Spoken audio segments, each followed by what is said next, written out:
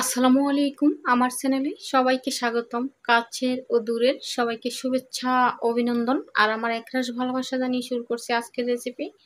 সবাই দেখছো JSM cooking studio আর বরাবরের মতো তোমাদের সাথে আছি আমি জান্নাত। আর আজকে তৈরি করে দেখাবো তেঁতু ছাড়াই ইউনিক একটি করলার রেসিপি। আশা করি রেসিপিটি ভালো লাগবে। মূল উপকরণে চলে এলাম। এখানে দেখো প্রথমে চুলায় ফ্রাইং প্যান বসিয়ে সাদা তেল গরম করে নিয়েছি। আর এখানে দিয়ে দিচ্ছি হাফ চামচ কালো জিরে, দিচ্ছি দুটো শুকনো মরিচ ফোড়ন। তো হাত দিয়ে দুটো শুকনো মরিচ ছিঁড়ে দিয়েছি এটা ফোড়নের জন্য।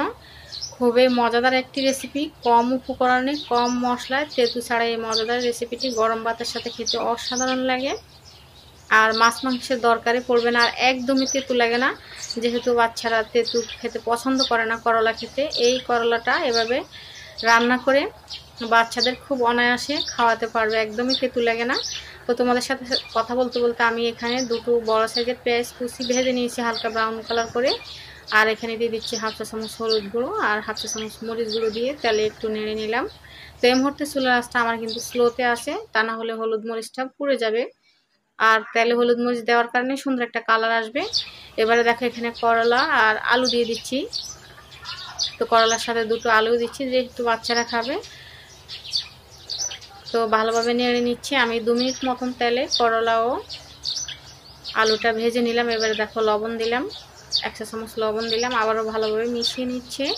তো তোমাদের সুবিধার্থে একটি কথা বলে রাখি, করলা কিন্তু তেঁতু হওয়ার একটি কারণ দীর্ঘক্ষণ ধরে স্লো আছে সিদ্ধ করলে করলা তেঁতু হয়ে যায়। যদি করলাটা মিডিয়াম আছে খুব কম সময়ে রান্না করো তাহলে কিন্তু করলার তেঁতুটা অনেকটাই কমে যায়। তো তোমাদের সাথে কথা বলতে বলতে আমি ঢাকা দিয়ে রেখেছিলাম মিডিয়াম আছে, মিডিয়াম টু লো এর মাঝখানে রেখেছিলাম চুলার আঁচটা। তো আমার করলাটা প্রায় 50% মতো সেদ্ধ হয়ে গেছে। এবার এখানে কিছু উপকরণ অ্যাড করব আমি, আবারও ভালোভাবে নেড়ে নিলাম। তো দেখো এখানে 1 কাপ মতো নারকেল কোড়া নিচ্ছি। যদি সংগ্রহে পোস্ত থাকে তাহলে কিন্তু পোস্তটাও দিতে পারো। পোস্তের দাম কিন্তু অনেকটাই বেশি, আর এটা আসলে সবার বাসায় অ্যাভেলেবেল না, হাতের কাছে থাকেও না। আর সেজন্য আমি নারকেল দিয়ে করে দিচ্ছি। যদি সংগ্রহে পোস্ত থাকো তাহলে সেটাও দিতে পারো, পোস্ত দানা। এবার দেখো এখানে সরিষা বাটা দেখাচ্ছি। আসলে আমি যখন সরিষা বাটাটা দিয়েছিলাম তখন কিন্তু দেখাতে ভুলে গেছি, সেজন্য আমি দেখিয়ে দিলাম। তো এখানে আমি 1 টেবিল চামচ মতো সরিষা বাটা ইউজ করেছি। আর এখানে দেখো দিয়ে দিচ্ছি ফালি করে কাটা কাঁচামরিচ। এখন আমি সম্পূর্ণ উপকরণটা ভালোভাবে মিশিয়ে নেব। তো আমার ফ্রাইং প্যানটা একটু ছোট হয়ে গেছে আর উপকরণটা বেশি হয়ে গেছে, সেজন্য নাড়তে একটু অসুবিধা হচ্ছে। আবারও নেড়ে ছেড়ে একটু ভালোভাবে একটু চেপে ঢাকা দিয়ে রাখবো কয়েক মিনিট। তো কয়েক মিনিট পরে ফিরে এসেছি, আমার রান্নাটা প্রায় হয়ে গেছে। দেখো খুবই সুন্দর কালার এসেছে, আর করলার কালারটা খুব একটা চেঞ্জ হয়নি কিন্তু।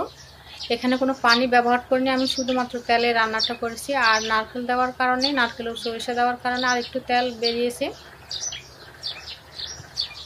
এবার আমি উপর থেকে একটু ভাজা জিরে গুঁড়ো দিয়ে দিচ্ছি। এটা আসলে অপশনাল, যদি চাও দিতে পারো, না চাইলে নাও দিতে পারো। এটা এমনিতে অনেক বেশি মজাদার হয়, তোমরা ট্রাই করে দেখতে পারো। আর বাচ্চারা ভীষণ পছন্দ করবে, গরম ভাতের সাথে তো ভীষণ মজা লাগে রেসিপিটি। তো আমার বাচ্চারা কিন্তু, আমি প্রথমে ভাবছিলাম খাবে না, যখন আমি তৈরি করেছিলাম তখন কিন্তু চেয়ে খেয়ে নিয়েছে, একদমই তেঁতু লাগে না।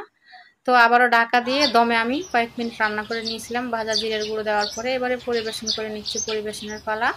তো দেখো করলার কালারটা খুব একটা চেঞ্জ হয়নি, আর খুবই লোভনীয় লাগছে, খুবই কালারফুল হয়েছে, ভীষণ মজাদার। তো সরিষা ও নারকেল দেওয়ার কারণে খুবই সুন্দর একটি স্মেল বেরোচ্ছে। তো বন্ধুরা কেমন লাগলো আমার আজকের এই করলার নতুন রেসিপি? ভালো লাগলে একটি লাইক করে দিও প্লিজ। তোমাদের একটি লাইক আমার এই রেসিপিটা অন্যদের কাছে পৌঁছাতে সাহায্য করে। তো প্লিজ একটি লাইক করে দিও। আর প্রতিদিন এরকম নতুন নতুন রেসিপি পেতে আমার চ্যানেলটি সাবস্ক্রাইব করে পাশে থেকো। সবাই ভালো থেকো, আবারও কথা হবে অন্য কোনো দিন অন্য কোনো রেসিপিতে। শুভকামনা, আজকের মতো বিদায় নিচ্ছি। আল্লাহ হাফেজ।